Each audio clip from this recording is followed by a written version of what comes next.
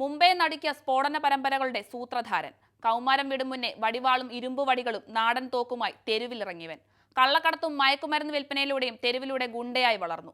കള്ളനോട്ടുകൾ കൊണ്ട് അധോലോക സാമ്രാജ്യം തന്നെ പടുത്തുയർത്തി. ക്രിക്കറ്റിലും ബോളിവുഡിലും പിടിമുറുക്കി. ചൈനീസ് പാകിസ്ഥാൻ ചാര സംഘടനകളുമായി ചേർന്ന് ഭീകര പ്രവർത്തനങ്ങൾ നടത്തി ആഗോള തീവ്രവാദി എന്ന പേര് സമ്പാദിച്ചു.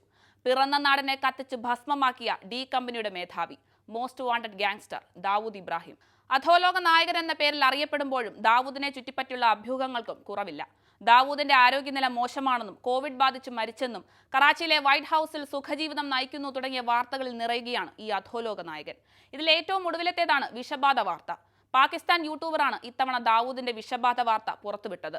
വിഷബാധയേറ്റ് പാകിസ്ഥാനിലെ ആശുപത്രിയിലാണെന്നും ആശുപത്രിക്കുള്ളിൽ അതീവ സുരക്ഷയിലാണ് ഇപ്പോൾ ദാവൂദ് എന്നുമായിരുന്നു പുറത്തുവന്ന വാർത്ത. ഒടുവിൽ വാർത്ത നിഷേധിച്ചുകൊണ്ട് ദാവൂദിന്റെ അനുയായി ഛോട്ടാ ഷക്കീലും അഭ്യൂഹമാകാനാണ് സാധ്യതയെന്ന് പറഞ്ഞ് രഹസ്യാന്വേഷണ വിഭാഗവും രംഗത്തെത്തിയതോടെ ദാവൂദിന്റെ പാകിസ്ഥാനിലെ മരണത്തിന്റെ കൂട്ടത്തിൽ മറ്റൊന്നുകൂടി ചേർക്കപ്പെടുകയാണ്. ഇതോടെ കഴിഞ്ഞ 30 വർഷമായി പാകിസ്ഥാനിൽ കഴിഞ്ഞു പോരുന്ന ദാവൂദ് യഥാർത്ഥത്തിൽ ജീവിച്ചിരിപ്പുണ്ടോ എന്ന ചോദ്യമാണ് ഉയരുന്നത്. എന്തുകൊണ്ടാണ് ദാവൂദിനെ ചുറ്റിപ്പറ്റിയുള്ള അഭ്യൂഹങ്ങൾ ഇത്രത്തോളം ചർച്ചയാക്കപ്പെടുന്നത്? എന്താണ് ഇന്നും നിഗൂഢ ജീവിതം നയിക്കുന്ന ദാവൂദിന്റെ പിന്നാമ്പുറ കഥകൾ? 93-ൽ മുംബൈയിൽ നടന്ന ബോംബ് സ്ഫോടനത്തെ തുടർന്ന് ദാവൂദ് ഇന്ത്യ വിടുമ്പോൾ അയാളുടെ തലയ്ക്ക് മുകളിൽ ചുമക്കപ്പെട്ട കുറ്റകൃത്യങ്ങൾക്ക് കണക്കുകളില്ലായിരുന്നു. 70കളിൽ ഇന്ത്യയുടെ വ്യവസായ ഇടനാഴിയായി വളർന്ന മുംബൈ നഗരത്തിൽ കരീംലാല, ഹാജി മസ്താൻ, വരദരാജ് മുതല്യാർ തുടങ്ങിയ ഗുണ്ടാ രാജാക്കന്മാരുടെ കള്ളക്കടത്തിലും നിയമവിരുദ്ധ പ്രവർത്തനത്തിലും മുംബൈ അധോലോകം ലോകത്തിനു മുന്നിൽ കുപ്രസിദ്ധി നേടി.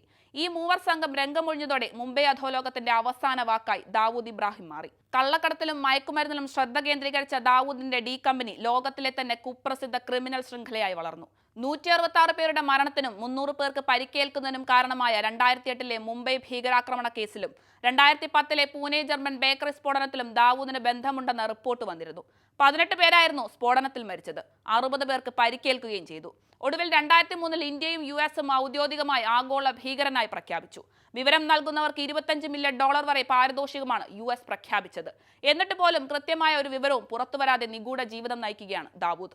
1955-ൽ പോലീസ് കോൺസ്റ്റബിൾ ആയിരുന്ന ഇബ്രാഹിം കസ്കറിന്റെ മകനായിട്ടായിരുന്നു ദാവൂദിന്റെ ജനനം.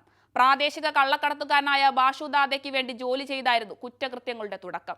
പിതാവിനെ അപമാനിച്ചതിന്റെ പേരിൽ ഇവർ തമ്മിൽ തെറ്റുകയും ദാവൂദ് നേരിട്ട് കള്ളക്കടത്തിലേക്ക് പ്രവേശിക്കുകയും ചെയ്തു. ഡി കമ്പനിക്ക് ജന്മം നൽകി ദാവൂദ് അധോലോക നായക പദവിയിലേക്ക് ചുവടുവെച്ചു. 1993-ൽ 257 പേരുടെ മരണത്തിനും 700 പേർക്ക് പരിക്കേൽക്കാനും ഇടയായ മുംബൈ ഭീകരാക്രമണത്തിന് ശേഷം ദാവൂദിനെ പിടികിട്ടാപ്പുള്ളിയായി പ്രഖ്യാപിക്കുകയായിരുന്നു. മുംബൈ സ്ഫോടനത്തിന് ശേഷം ദുബൈയിലേക്ക് രക്ഷപ്പെട്ട ദാവൂദ് പിന്നീട് പാകിസ്ഥാനിൽ അഭയം പ്രാപിക്കുമായിരുന്നെന്നാണ് വിലയിരുത്തപ്പെടുന്നത്. ഭീകരാക്രമണം, തട്ടിക്കൊണ്ടുപോകൽ, കൊലപാതകം, സംഘടിത കുറ്റകൃത്യങ്ങൾ, ലഹരിമരുന്ന്, ആയുധക്കടത്ത് തുടങ്ങി നിരവധി കേസുകളാണ് ഇയാൾക്കെതിരെ ഇന്ത്യയിൽ രജിസ്റ്റർ ചെയ്തിരിക്കുന്നത്. യൂറോപ്പ്, ആഫ്രിക്ക, ദക്ഷിണേഷ്യ എന്നിവിടങ്ങളിലെല്ലാം വ്യാപിച്ചു കിടക്കുന്നതാണ് ദാവൂദിന്റെ ബിസിനസ് എന്നാണ് കരുതപ്പെടുന്നത്. ബ്രിട്ടനിൽ മാത്രം $450 മില്യൺ ആസ്തിയാണെന്നാണ് റിപ്പോർട്ട്. ദക്ഷിണാഫ്രിക്കയിൽ അനധികൃത വജ്രവ്യാപാരവും ഇയാളുടെ നിയന്ത്രണത്തിലുണ്ടെന്ന് പറയപ്പെടുന്നു. ദാവൂദിന്റെ ആസ്തി $6.7 ബില്യൺ ആണെന്ന് 2015-ലെ ഫോബ്സ് റിപ്പോർട്ട് ചൂണ്ടിക്കാട്ടുന്നത്. നിലവിൽ പുറത്തുവന്ന വിഷബാധയേറ്റെന്ന വാർത്ത പൂർണ്ണമായും തെറ്റാണെന്നാണ് ഇന്റലിജൻസ് വൃത്തങ്ങൾ ചൂണ്ടിക്കാട്ടുന്നത്.